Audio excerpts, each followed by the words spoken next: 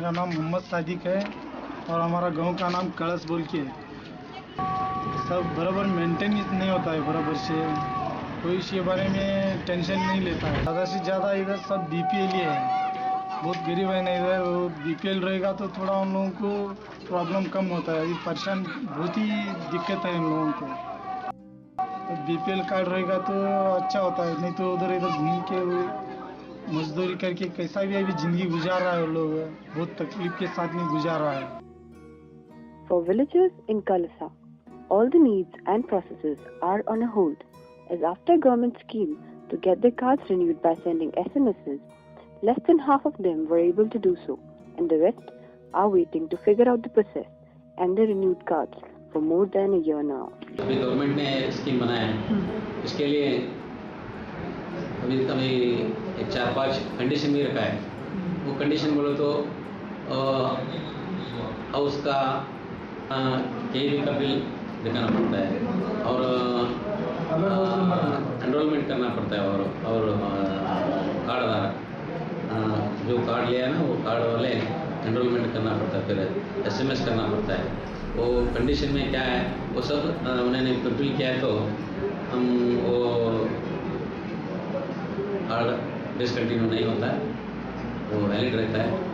New process includes submission of various documents along with a 4-step SMS sending process to accept their entry in ration card list.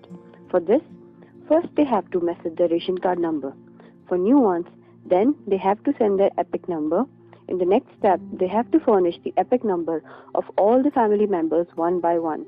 All this will follow sending the UID number from the same mobile and similarly submit UID numbers of all the family members. Villagers are not properly aware about the process and are troubled because of the complexity, as after finishing this long process, they have to look for submitting all the asked documents as well, and the government offices, they'll call them more than once saying, you won't get a card in a day only. उन लोगों को अभी गरीबी ज़्यादा नहीं, उन लोगों को रेशन मिलना मांगता है नहीं। अभी ये खराबेगा वो उसके पीछे 4-5 खाना कैसा पेट भरेगा उन लोगों को, वही प्रॉब्लम है और कुछ नहीं है। इंसान अभी कितना मेहनत करके डालेगा उन लोगों को, सैलरी भी कितना मिलेगा उसको, 200 या 300 रुपये, 200 रुपये मिलेगा इधर। 200 रुपये भी ज़्यादा हो गया खेती काम करने के लिए, उसके से ज़्यादा तो नहीं मिलेगा। 200 रुपये में तो क्या खाएगा वो, और साल के लिए वो सब ये होता है ना, पढ़ाई के लिए, बुक्स के लिए, पेन के लिए सब नहीं होता है। Sadik's grandmother stays alone in a house which used to be home for her 4 sons, who all left now as they were not able to manage a living here and were tired by going to request renewals for their cards. इस बार 15 बार तो गया हम लोग उधर, काम इन सब छोड़ के उसको जाना पड़ता है। एक दिन तो वही उधर ही कट जाता है। तो ऑनलाइन में नहीं आता, ऑनलाइन में अभी डाला नहीं है, आएगा तो तुम्हारे ग्राम में पहुंचाएगा बोला।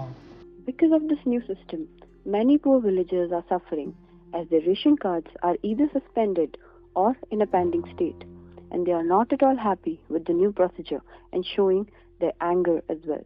क्या दिखते नहीं, पंचायत इतने राबने जाते नहीं, क्या भी नहीं कि मामा घर में बैठ कर खाने का बच्चा रेशन दे मुझे ये थी चुमनी तेल का थी, रेशन का दिन बोले वो तुम्हें चुमनी तेल काट के क्या क्या है पूरी लेके आओ, हमें वो रत ये करा कर तुम्हारा भी रिटर्न ये दे तुम उन्हें भी रिटर्न गए, रिटर्न जाने में भी क्या बोला है नहीं भी 8 दिन छोड़ गया, खाली ऐसा भगा नहीं लगा। 6 ವರ್ಷ ಆಯ್ತು ಕಾರ್ಡ್ ಬಂದು ಅದಕ್ಕೆ ಬರೀ ಚಿಮ್ನೆ ಅಷ್ಟ ಕೊಡ್ತಿದ್ರು। 6 ವರ್ಷದಿಂದ ಮತ್ತೆ ಹೊಳ್ಳಿ ಅದನ್ನ ರದ್ದು ಮಾಡಿಬಿಟ್ರು, ನಮ್ಗೆ ಏನೇನೂ ಇಲ್ಲ, ರೇಷನ್ ಇಲ್ಲ, चिमनी ಏನೇನೂ ಬರಂಗಿಲ್ಲ। एक महीना छोड़ गया था, 2 महीने छोड़ गया था, 3 महीने छोड़ गया था, 1 साल तक अभी देखे आया नहीं, आज तक कभी आया। Last year, Karnataka government introduced a scheme for renewal of ration cards and started this procedure of sending SMS for the cards which were issued prior to 2010.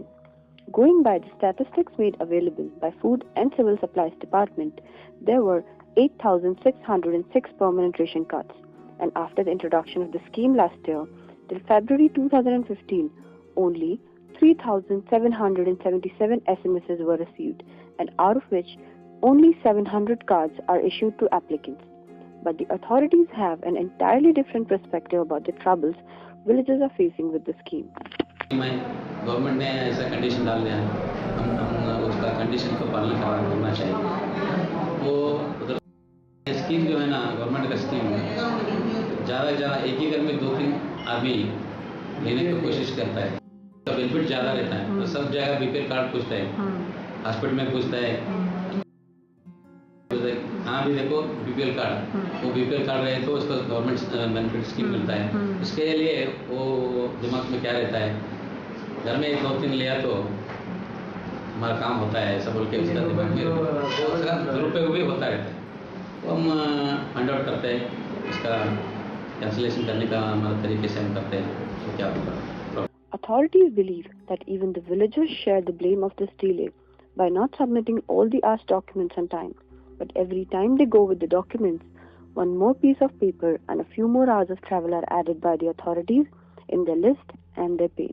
गरीब लोगों को क्या है, फटन काम आ तो थोड़ा मेहनत, थोड़ा जल्दी काम आ तो लोग मेहनत करने के लिए जाएगा, नहीं तो उसके लिए उसके पीछे ही दौड़ता रहेगा। रेशन कार्ड के ये 4 या 20 या 25 आएगा वो रेशन कार्ड, उनका आया बोलेगा और ये भी दौड़ के जाएगा उधर, काम दाम छोड़ के सब छोड़ के उधर दौड़ के जाएगा और उधर जाके पूछेगा, वो बोलेगा नहीं आया। और कुछ नहीं, वो लोग दिल पे लेके करा तो होएगा। In between this lack of awareness about the procedure and the slow-moving government work, these villagers are finding it difficult to sustain any more problems and are hoping that the government will listen to them soon and continue checking their documents in a hope that today they'll finally get the card and go back home with a smile and some ration.